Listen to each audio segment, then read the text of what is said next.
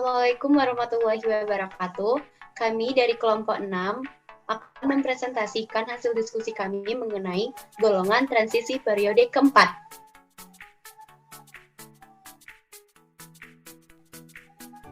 Dengan masing-masing Erica Aulia dengan NIM 17, Alia Nindita Ayu dengan NIM 29, saya sendiri Nabela Viviana dengan NIM 39, Rizky Fernando dengan NIM 43, dan Anissa Nurul Aini dengan NIM 53. Pengertian unsur transisi periode keempat. Apa itu unsur transisi periode 4? Unsur transisi adalah unsur yang dapat menggunakan elektron pada kulit terluar dan kulit pertama terluar untuk berkaitan dengan unsur-unsur yang lain. Unsur transisi periode keempat umumnya memiliki elektron valensi pada sekulit 3D yang belum terisi penuh kecuali unsur seng.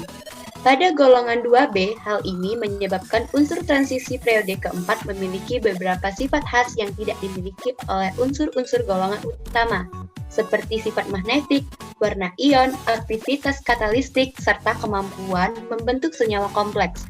Unsur transisi periode keempat terdiri dari 10 unsur, yaitu skandium, titanium, vanadium, kromium, mangan, besi, kobat, nikel, tembaga, dan seng.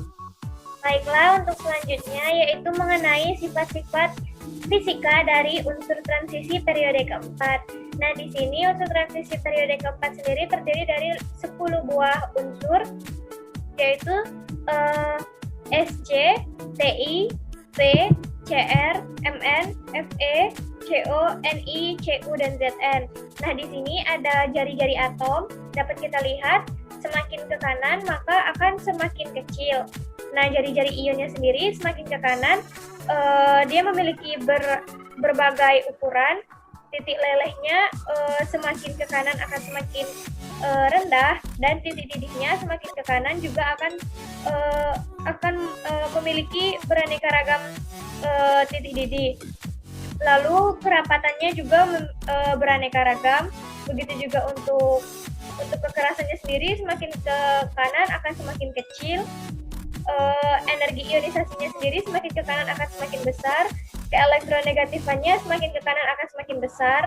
Dan juga kekuatan reduksinya semakin terdapat beberapa kekuatan reduksi yang memiliki nilai yang berbeda-beda. Nah, di sini dalam satu periode, unsur transisi periode keempat sendiri umumnya memiliki keelektronegatifan yang lebih besar dibandingkan unsur alkali maupun alkali tanah, sehingga kereaktifan unsur transisi tersebut lebih rendah bila dibandingkan alkali maupun alkali tanah. Nah, sebagian besar unsur transisi ini sendiri periode keempat mudah teroksidasi, seperti yang paling bawah. Nah, kecuali unsur tembaga yang cenderung mudah tereduksi. Itu sebabnya dia memiliki tanda plus sendiri ataupun bernilai positif sendiri. Hal ini berarti bahwa secara teoritis sebagian besar unsur transisi periode keempat dapat bereaksi dengan asam kuat seperti HCl untuk menghasilkan gas hidrogen, kecuali unsur tembaga. Akan tetapi, pada kenyataannya, kebanyakan unsur transisi periode keempat sulit atau bereaksi lambat dengan larutan asam akibat terbentuknya lapisan oksida yang dapat menghalangi reaksi lebih lanjut. Hal inilah yang terlihat jelas pada unsur kromium. Walaupun memiliki potensial standar reduksi negatif, unsur kromium ini sendiri, yang ini, sulit bereaksi dengan asam akibat terbentuknya lapisan oksida atau Cr2O3 yang bersifat inert. Nah, sifat inilah yang dimanfaatkan dalam proses perlindungan logam dari korosi ataupun proses pengkaratan. Nah, dibandingkan unsur alkali dan juga alkali tanah, unsur-unsur transisi sendiri periode keempat ini memiliki susunan atom yang lebih rapat. Akibatnya, unsur transisi tersebut memiliki kerapatan ataupun densitas yang ini yang jauh lebih besar dibandingkan alkali maupun alkali tanah. Dengan demikian, ikatan logam ataupun metallic bonds yang terjadi pada unsur transisi menjadi lebih kuat. Hal ini sendiri berdampak pada titik didih dan titik leleh yang ini. unsur transisi yang jauh lebih tinggi dibandingkan unsur logam golongan utama. Selain itu, entalpi pelelehan dan entalpi penguapan unsur transisi juga jauh lebih tinggi dibandingkan unsur logam golongan utama. Nah, unsur transisi periode keempat ini sendiri memiliki tingkat oksidasi ataupun bilangan oksidasi yang bervariasi. Hal ini disebabkan oleh tingkat energi subkulit 3D dan juga 4S yang hampir sama. Oleh sebab itu, saat unsur transisi melepaskan elektron pada subkulit 4S yang membentuk ion positif ataupun kation, sejumlah elektron pada subkulit 3D akan ikut dilepaskan.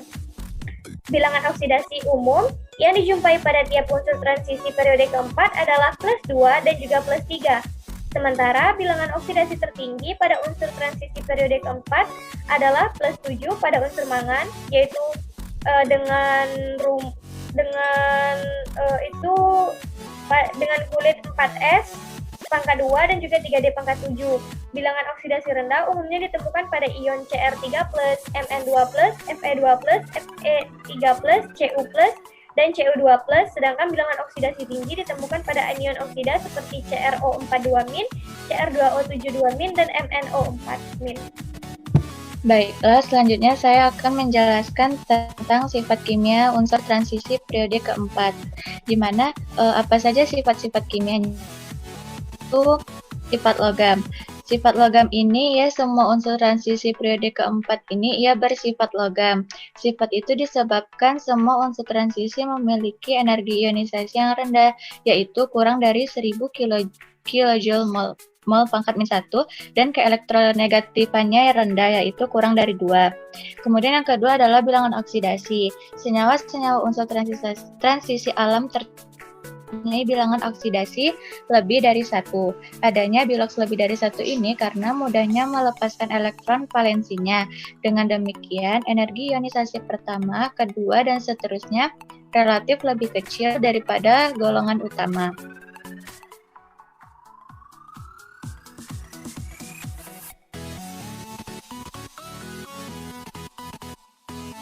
Yang ketiga yaitu sifat magnet. Adanya elektron-elektron yang tidak berpasangan pada subkulit D menyebabkan unsur-unsur transisi bersifat paramagnetik sedikit ditarik ke dalam medan magnet. Makin banyak elektron yang tidak berpasangan, maka makin kuat pula sifat paramagnetiknya. Pada seng di mana orbital pada subkulit terisi penuh, maka bersifat diamagnetik atau sedikit ditolak keluar medan magnet. Yang keempat yaitu membentuk senyawa-senyawa berwarna, di mana senyawa unsur transisi atau kecuali skandium dan seng memberikan bermacam warna baik padatan maupun larutannya. Warna senyawa dari unsur transisi juga berkaitan dengan adanya orbital subkulit D yang terisi tidak penuh. Peralihan elektron yang terjadi pada pengisian subkulit D sehingga terjadi perubahan bilangan oksidasi yang menyebabkan terjadinya warna pada senyawa logam transisi. Senyawa dari Sc3+ dan Ti4+ tidak berwarna karena subkulit 3D-nya kosong, serta senyawa dari Zn2+ tidak berwarna karena subkulit 3D-nya terisi penuh, sehingga terjadi peralihan elektronnya.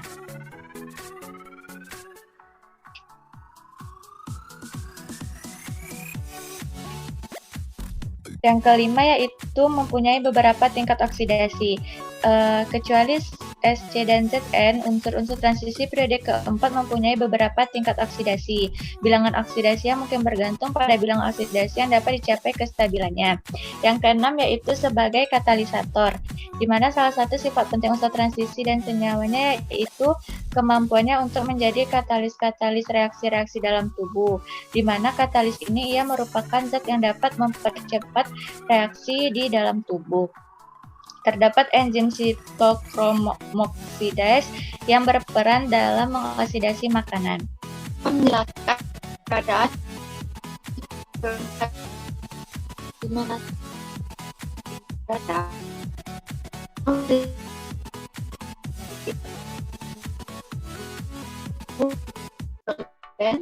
skadium atau Sc, titanium atau Ti, vanadium atau P, kromium atau Cr, mangan atau Mn, besi atau Fe, kobalt atau Cu, dan nikel atau Ni.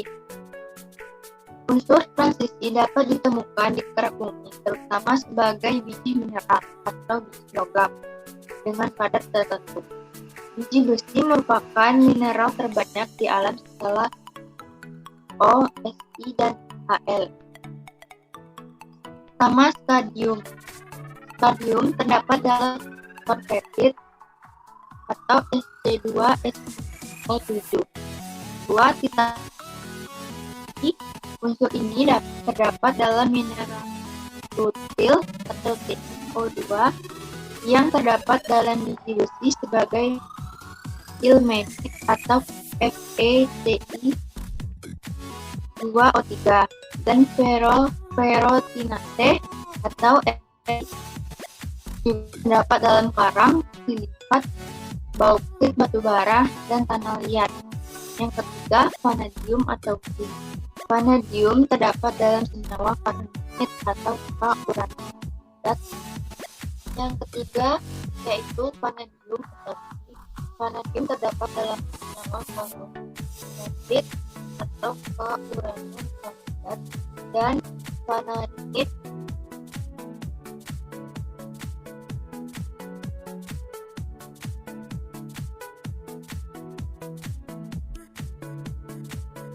keempat, kromium atau Cr.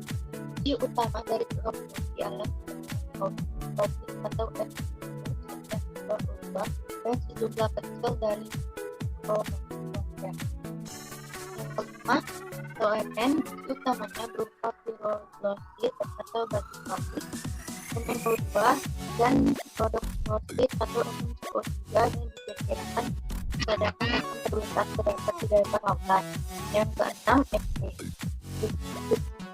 adalah unsur yang cukup melimpah di permukaan bumi sekitar 6,2%. Besi jarang ditemukan dalam keadaan bebas di alam. Besi umumnya ditemukan dalam bentuk mineral atau besi seperti diamante, cerite, dan magnetite. Logam bereaksi dengan larutan asam klorida menghasilkan gas hidrogen. Reaksi yang terjadi adalah sebagai berikut. Solid ditambah 2 aqueous menjadi Fe12 aqueous plus K2 gas. Umumnya terus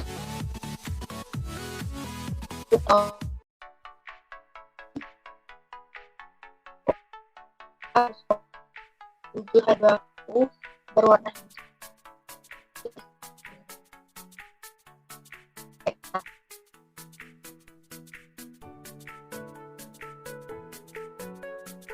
Nah, sekarang aplikasi atau kegunaan untuk transisi periode 4. Apa saja kegunaannya? 1. Scandium. Untuk menghasilkan cahaya berintensitas tinggi, radioaktifnya sebagai penuntut pada pemurnian minyak bumi. Senyawanya sebagai aditif lampu uap Hg dan transmisi TV warna. 2. Titanium. Komponen penting logam paduan untuk pesawat, peluru kendali. Karena ketahanannya terhadap air laut, maka digunakan juga untuk pembuatan peralatan kapal yang berlangsung bersentuhan dengan laut, kipas bodi kapal dan sebagainya. 3. Vanadium. Reaktor nuklir, pembuatan baja tahan karat untuk per serta peralatan kecepatan tinggi. Oksidanya P2O5 untuk keramik dan katalisator. 4. Kromium. Paduan logam untuk pembuatan baja, pewarna logam dan gelas sebagai katalisator. 5. Mangan. Komponen penting paduan logam karena sifatnya keras, kuat, dan ketahanannya tinggi. Memperbesar fungsi vitamin B dalam tubuh. KMNO4 sebagai oksidator kuat dalam bidang kesehatan. 6. Besi. Sebagai logam utama pada pembuatan baja, besi dengan paduannya digunakan untuk pembuatan rel, tulang beton. Digunakan untuk berbagai peralatan dalam kehidupan sehari-hari. 7. Kobalt.